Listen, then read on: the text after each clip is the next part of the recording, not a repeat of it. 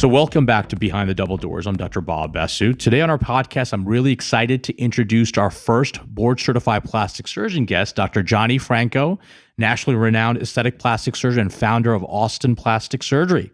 Well, thanks for having me. I'm super excited and honored to be your very first guest. So like you said, I'm Dr. Johnny Franco here in Austin, Texas. And, our practice specializes in a lot of body contouring. BBLs is probably the number one procedure I do, but super excited to be a part of today's conversation. And you guys got a lot of great topics. So Dr. Franco, tell us, where are you from? How did you get the plastic surgery bug? Yes, it's been a little bit of an interesting journey. So I actually grew up in Las Cruces, New Mexico in a little pecan orchard, and then have bounced around. I did my residency in St. Louis. I did a few kind of small fellowships in Taiwan, Belgium, and then did an aesthetic fellowship in Miami. Stayed there for a couple of years, which probably, influenced a little bit of my passion for BBLs and butt augmentation. But I did my med school here in Texas. So I always wanted to come back. So finally got the chance to come back to Texas. And so I've been here in Austin for about the last 6-7 years. I started my own practice about 5 years ago. And you can find us on our website at Austin Plastic Surgeon or on Instagram at Austin Plastic Surgeon. So, Dr. Franco, let's talk a little bit about trends in aesthetic plastic surgery. And I want to bring up the recent data from the International Society of Aesthetic Plastic Surgeons. And actually CNN jumped on this, and they were focusing on that. For the first time, liposuction has become the number one procedure in demand. It used to be breast augmentation. And CNN felt that there were some trends about patients not wanting implants because of some concerns about breast implant illness, or maybe the information about textured implants and capsular lymphomas, that patients are kind of veering away from implants. What are your thoughts about these trends? What do you think is going on here? I think there's a couple things. This is such an interesting topic. One, I think the explosion in liposuction has a little bit to do with some of the COVID weight gain that, including myself, most of us experienced a little bit. And now that people are being active, trying to fit into old clothes, I think it's been a little bit hard. And I think so a lot of people have turned to maybe plastic surgery to kind of jumpstart them. So I think that's the growth. I honestly haven't seen in our practice a decreased demand for breast augmentation, haven't seen the concerns for breast implant illness. And I think there is an entity out there, but I don't think people realize how rare, extraordinarily rare that is. The vast majority of breast augmentation patients are extremely happy and do extremely well. Yeah, I think with the trends, it caught a lot of people's attention. CNN obviously focused on it, that liposuction has become the number one procedure in demand. I look back at the American Society of Plastic Surgeons statistics as well. Overall demand for aesthetic surgery services is going through the roof, right? Mm-hmm. And that's nationwide, that's worldwide. But I think there's more to this change than just patients worrying about breast implant illness. And I think, as you said, Dr. Franco, that with post-COVID weight gain, I think just with that overall increase in demand for aesthetic procedures, people just want to look better in their clothing or in a bathing suit. And so liposuction has just outgrown the growth rate in breast augmentation. And so yes, maybe liposuction is more in demand, but I still think there's growth based on my observations, very similar to yours, that there's still growth for breast augmentation procedures. I'm still seeing a lot of patients coming in for primary, meaning first-time augmentation. I'm seeing a lot of patients wanting their upgrades, meaning a redo. They want to downsize, upsize. And occasionally I do see patients that they're done with their implants. They want to downsize and do a breast lift, or maybe volumize their breast using their fat.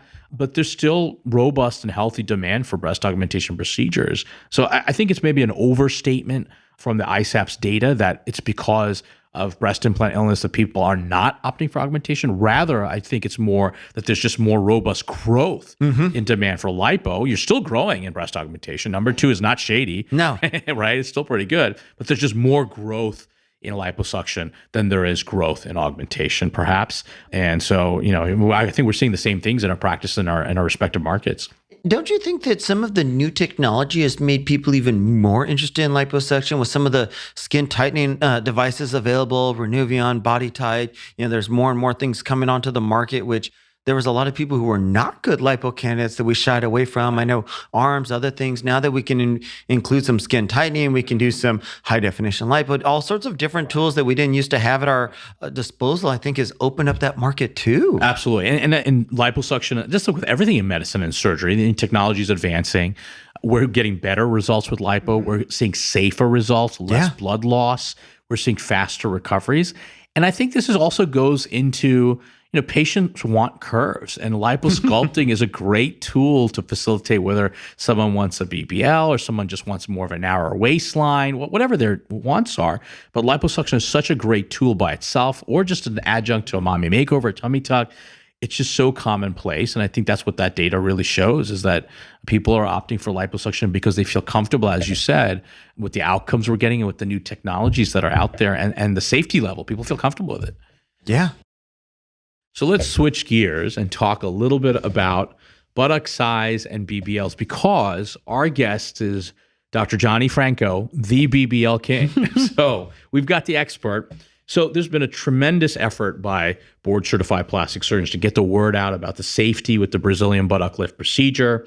I think the word's getting out, but I'd love to get your thoughts on the safety of BBLs. So what should surgeons be doing to keep our patients safe? Yeah, I think people forget that BBL in the world of plastic surgery is actually a relatively new procedure. And even though we've been doing it for 10, 15 years now, if you compare that to breast augmentation, liposuction, that's just in its infancy. And so I feel like our knowledge has grown exponentially. And one of the biggest change that we've incorporated into our practice is the ultrasound. We use real-time ultrasound for all of our fat transfer, so we can see the muscles, we can see the different layers of fat, we can see exactly where we're injecting it. So this takes all the guesswork out. I'll tell you, honestly, even from when I talk to physicians or they come shadow us, even from an aesthetic perspective, our results have gotten better because now I have so much more precision about that. So I think that's been a big change in terms of the safety of BBLs. Absolutely, yeah. And really, if you're listening and you're in a different market and you're talking to a surgeon about BBL, make sure they're utilizing ultrasound to keep you safe. Because remember,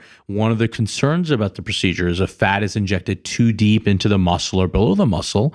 Well, inside that muscle or below the muscle, there's these big blood vessels. And if fat gets in those blood vessels, and God forbid fat travels up those blood vessels, well, that fat can clog up your heart and lungs, and that can lead to a catastrophic fat embolism. And that's where those headlines come from about, young women who are healthy that go down to some of these strip mall clinics and they don't make it out alive because they're getting a fat embolism. So the way we keep patients safe now is we advocate for injecting fat into the safe subcutaneous zone. So remember, in the buttock, there's skin, then there's fatty layer, then there's a strength layer of collagen called fascia, and then there's our glute muscles. Well, your surgeon needs to stay away from the muscle. And now, as Dr. Franco mentioned, we use ultrasound. So if you've had kids, you remember the ultrasound that probes your tummy and looks at the baby. Well, we use that same technology in the operating room to actually visualize where we're injecting every little bit of fat to keep you safe. And we're doing everything humanly and technically possible to keep our patients safe. And that lets Dr. Franco and I sleep at night knowing that we've done everything possible to keep our patients safe. And that's a good thing. And it was kind of disappointing that BBLs got this reputation, because when you really look at where a lot of these, and you alluded a little bit to it, where a lot of these incidents happen, it's actually a very small collection area in the United States where the vast majority of these happen. Can happen to anybody, but it was unfortunate that there was a very, very narrow area where a large collection of these happen, because if it's too good to be true, you got to worry where those cost savings are coming from, because it does take time. We do invest money, effort, training. We go to courses to learn how to use these ultrasounds, to spend these times. Both you and I love to educate people. We take time out of our schedule to share that knowledge. And I think it comes from somewhere, and because we care about the overall safety of everybody, whether, you come to see us or somebody else. Right, exactly. Well, let's talk a little bit more about that. So, look, we know that we've seen on Instagram or the marketing of these clinics that are out there that are offering cut rate deals for surgical procedures. Oftentimes the pricing is lower than what you can get overseas.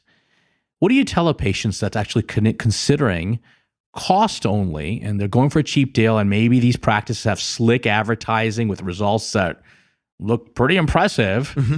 How should we educate these patients when they're looking at these options? I think I always try to tell them, just ask the right questions. Who's actually doing my surgery? Is it you? Are you the one doing all my liposuction? Who's doing my anesthesia? Do I have another anesthesia provider there? If I have a problem, who do I call? Where do I go to? Am I going to be able to reach you? Are you still going to be in town in a week? If I have an issue? And so I think even just answering some of these simple questions, helps you get to an answer of knowing what you're getting for your money. Right. And it's important for all our listeners to remember, do your homework. As Dr. Franco said, ask the questions. The worst thing that you can do is jump for slick advertising and a cheap deal. remember, a BBL is cosmetic surgery, but it's real surgery. And you need to have a surgeon like Dr. Franco or a board certified plastic surgeon that's well versed in the right techniques to keep you safe, is not cutting corners on safety, because this is real surgery. Things can happen. And so we want you to be safe and healthy. So you got to do your homework. And the last thing you should be focusing on is cost. If it's not the right time for you to do the procedures, then wait, save up. There's financing options, but don't focus on cost and slick marketing. Do your homework. I think it's super important. But let's talk about the fun stuff with BBL. There's trends, right? On social media, TikTok, people are talking about BBL era is over. So I have to ask the BBL king, is this real? Is this true? Are people doing BBL reversals? What's up with that?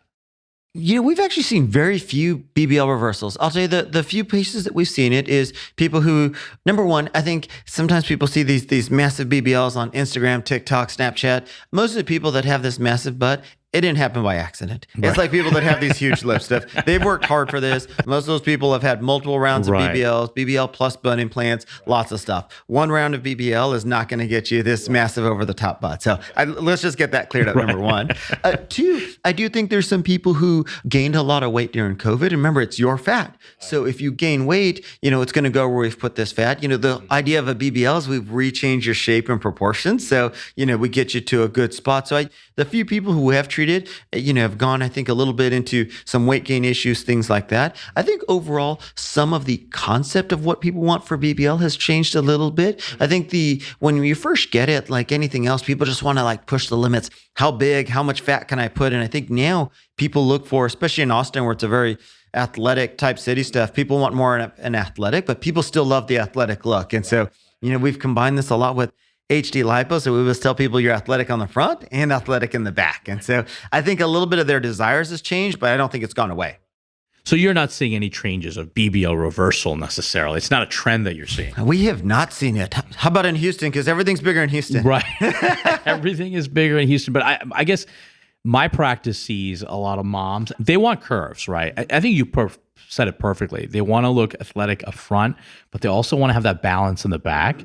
And athletic means different things to different patients, but proportions, but curves. They want to look good in form-fitting clothing. And it doesn't mean disproportionate buttocks. The demand for curves, whether it be just fat transfer to the hip dips on the sides or with a BBL, the demand's still there. So I am not seeing that reversal necessarily, but I could see if patients gain weight, like you said perfectly, that they may want to downsize. I could see that trend because our bodies do change with time. People need to remember that when they have a fat transfer procedure, once that fat cell has survived, it becomes a living, breathing fat cell that's dynamic. So if we gain weight, guess what? That fat cell still remembers it came from your tummy. So it's going to want to get bigger. And so if the fat gets bigger, then sometimes you might need a downsizing. But yeah, I do see patients coming in.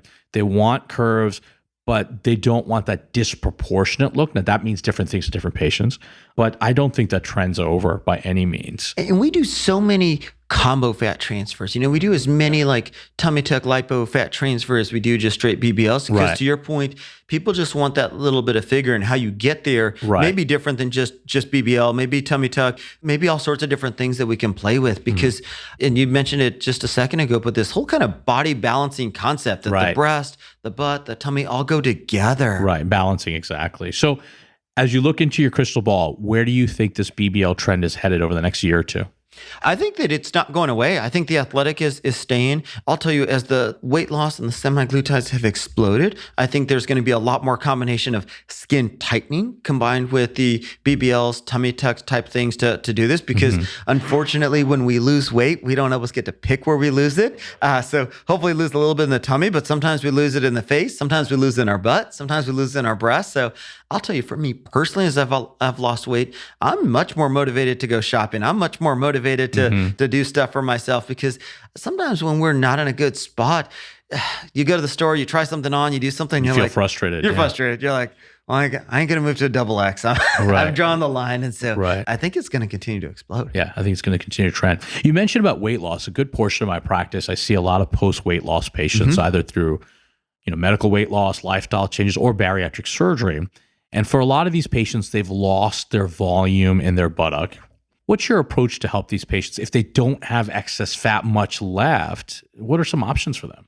I think that can be super challenging because sometimes they don't have a lot of options. Sometimes they have a lot of skin laxity, which can make this hard. And so sometimes we'll do circumferential lifts. We'll do some turn down flaps. We can actually use some of their own skin and fatty tissue to get them to a good spot with that. We'll do occasional butt implants, but sometimes have to be super cautious with that because I don't think people realize when you gain that weight and you lose that much, it not only affects the skin, but it affects some of the internal structures as well and those ability to support things. And that's why we do a lot of internal bras with our breasts and other stuff. But we've actually even started including some of that with some of our butt procedures to try and help support them as well.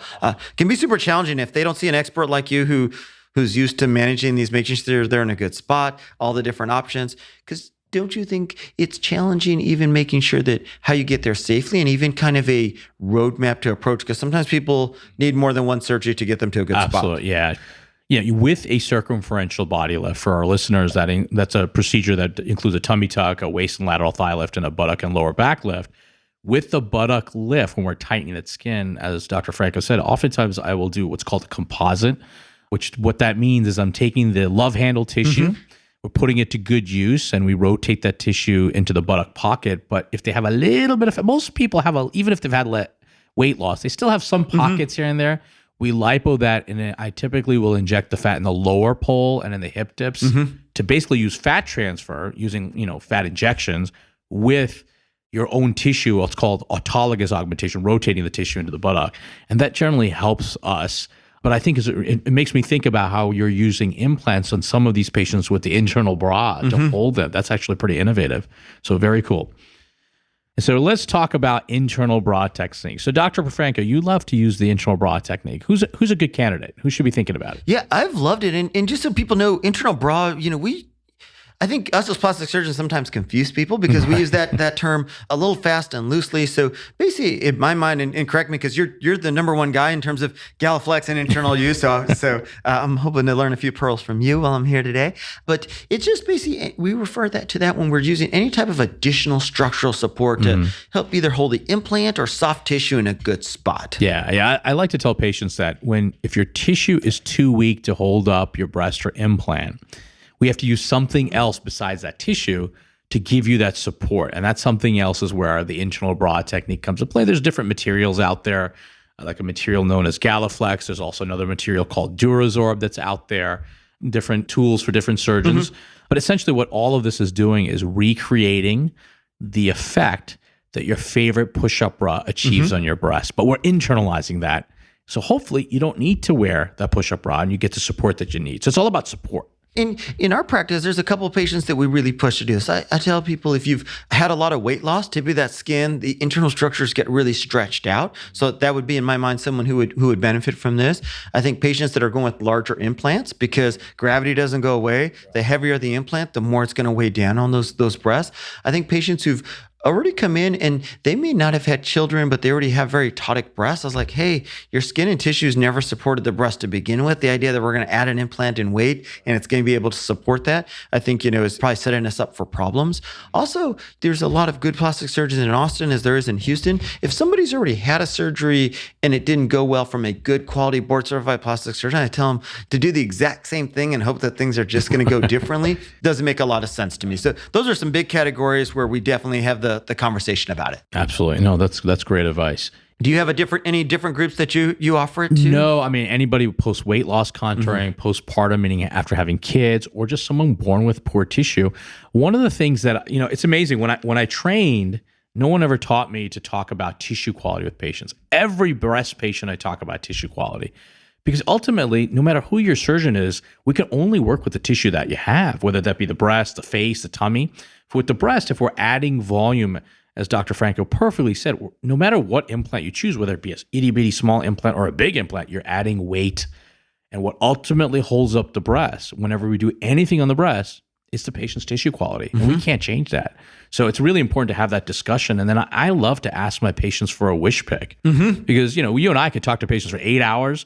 They show us a photo of what they want. We know, we got to do something else to get there, or we can't get them there because of their baseline anatomy. It's important to have that discussion before the surgery so we can set up their expectations. And so through that experience, the type of patients I look at are anyone with weak tissue. And if they have expectations for more upper pole volume, more defined cleavage, look, if they're looking for more of that natural teardrop shape, they like the natural kind of slope, then you don't necessarily need to do the internal bra. But if they're looking for more fullness, upper pole cleavage, or want their breast to sit higher on their chest wall than what their tissue can do, then we got to talk about it. Otherwise, I can't get them there without the internal bra technique. I've loved that you're a fan of the wish pictures because I am too. And it's just terms like natural, full, round mean what does so that many mean? things to so many people. And I like you said, I'd rather them be disappointed in the consultation that we can't do this than, $15,000, 2 months later. And so I love that.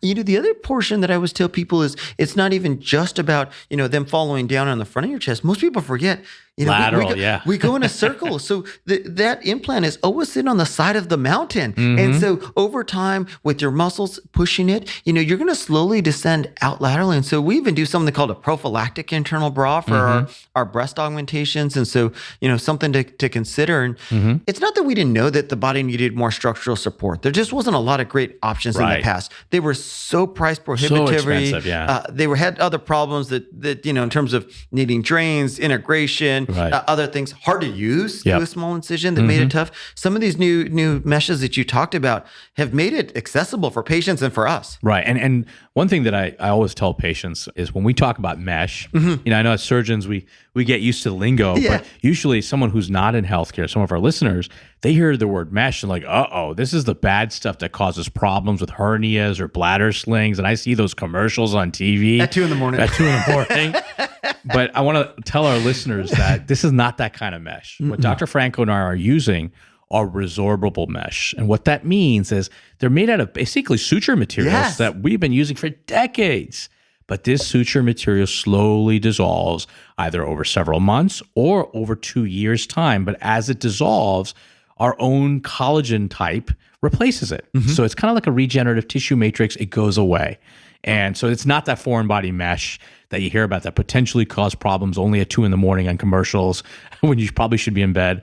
But it is a resorbable mesh. It goes away. And I think that puts people at ease when they know it's not a foreign body mesh. 100%. Because the idea is that your body creates this structural support. They're going to build their own collagen into it. It's going to lock that implant in place. Also, you can do it without implants for mastopexies, breast reductions, for some of these people who maybe have a little larger breast stuff and looking for some of the fullness like you were saying. Sure. So I think so many more options. No question these new products have put stuff out there because in the past I would only use these because they were so expensive and hard to use only when people have had multiple failures, and it's nice now to be proactive about it ahead of time. In the past, the materials we used 10, 15 years ago were products called Alloderm or Stratus. They were basically sterilized, processed cadaveric dermis, meaning the strength layer of our skin or dermis from the pig. It would work, but they were expensive and complex.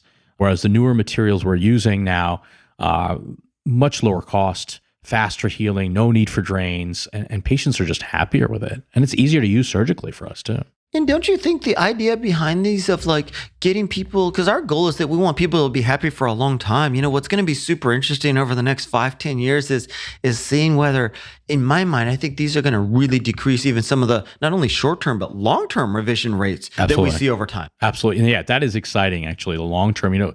What impact will it have on scar tissue capsule contracture rates? We don't know that.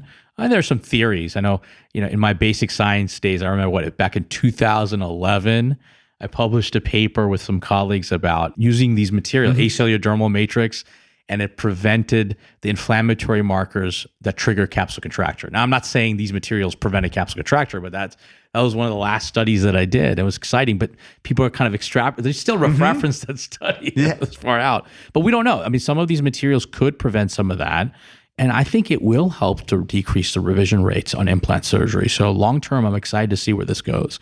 I mean, right now we use these materials off label. And what that means is they're FDA approved for soft tissue support, but we use it off label, meaning outside of the government's labeling on the breast. And we do off label for Botox and other things all the time. It's safe to do, but we inform patients that it's off label from the FDA labeling, and it's safe to use.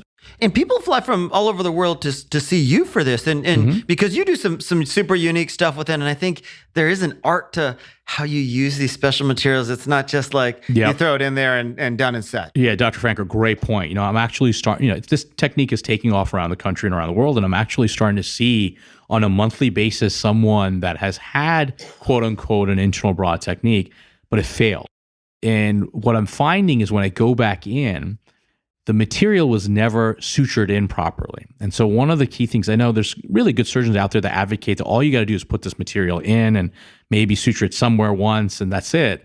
I think it's much more than that. I think when I use the internal bra material, I try to anchor the upper border of it to the muscle and the lower border of it to the chest wall. So it's really good fixation. And for our listeners there, without getting too wonkish about the surgery technique, basically what I'm saying is when we use this material, we're using a lot of sutures to hold it in place so that the implant doesn't move. And when I see these cases that have had internal bra technique and it's failed and they're coming to me to fix it, when I go back in, I usually find the material shriveled up. It didn't hold. So I think fixation is really, really important to take a little extra time to make sure it's fixed in the right spot. And I know for listeners, it probably sounds simple, but there's a true art because if you make that too tight, the implant will sit too high. You don't make it tight enough. I always tell people it's like going locks in, it's got to be just right. Not too tight, not too loose. Exactly. And listeners, and Dr. Franco, you're absolutely right. Listeners need to remember that internal bra technique procedures, although Dr. Franco makes it sound super easy because he's so talented, these are complex cases. And you need to pick surgeons that have done this a lot because he's absolutely correct. It is so easy to overcorrect, undercorrecting. Sometimes I'll tell patients, look, I'm juggling a lot of variables in your case. We're talking about symmetry. We're talking about nipple position. We're talking about where your breast sits on the right and left. We're talking about lateral malposition, inferior malposition. We're talking about your cleavage and the skin envelope.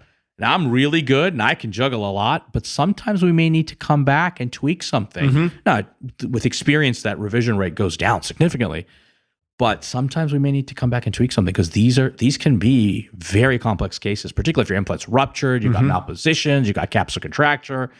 Good news is we've got the tools to fix it, but sometimes we may need to come back and tweak it. Because people don't realize that when we're in surgery, we do a lot of things anticipating where you're going to be 6 months from now. Because, do we want to tighten it a little bit? Because we know certain parts are going to give. We know nipples are going to rotate a little bit. We know some skin might stretch depending on, like you mentioned earlier, how thick, how not stuff. It's interesting and super fun. Yeah, it's super challenging, super fun, but you definitely want to go to a surgeon who's well-versed in it and who actually enjoys taking on these challenges.